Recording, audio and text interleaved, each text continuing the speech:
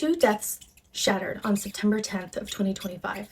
One notorious, wrapped in security and mourned with all of the flags, the fanfare, and headlines America can muster. The other, devastating and nearly ignored. Evergreen High, Colorado. At 12:24 p.m., a 16-year-old opened fire, wounding classmates before dying by suicide.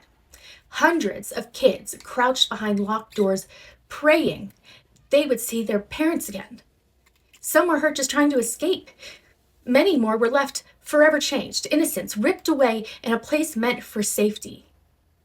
Police arrived in minutes, but even good guys with guns were just bystanders to the aftermath. Today, gun as protection myth collapsed, replaced by kids' worst nightmare. And across the country, another man was killed, a man surrounded by armed guards and police, the most visible kind of security. And it didn't matter. The shooter fired from a distance, bypassing every precaution and leaving security scrambling behind.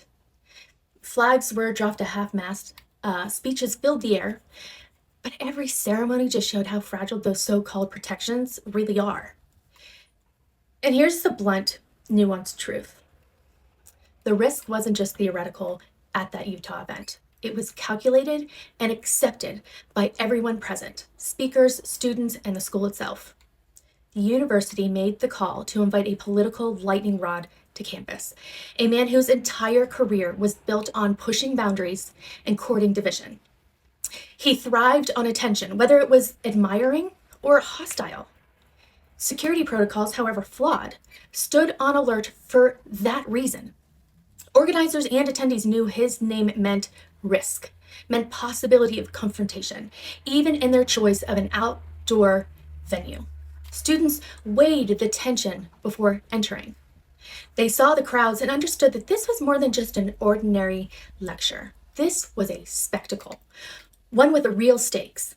Some walked in without ticket checks, without metal detectors, knowing full well what he represented, a flashpoint for the divided era, and a gathering charged with possibility and danger. The school gambled with optics and safety for notoriety. Every student in attendance, whether they were seeking debate or protest, signed up for the churn of public controversy. And I want to make this abundantly clear. I feel bad for those students who had to witness what they saw. They will forever be shaken by that horrific sight. But anyone who claims that they attended unaware of risk is being willfully naive. But Evergreen's kids, they didn't sign up for anything but a normal school day. Horror arrived unannounced, undeserved, and indiscriminate. School should mean sanctuary. The strength forced on those kids isn't a legacy anyone wants for their child. And that's the brutal difference. Risk was built into Utah's spectacle, but in Colorado, trauma came out of nowhere and robbed those kids of the one thing they deserved, a regular, safe day at school. And even with armed defenders, tragedy played out unchecked. The good guy with a gun, that fantasy died on display right beside the illusion of safety. America's obsession with more weapons doesn't stop nightmares. It just leaves the innocent unprotected.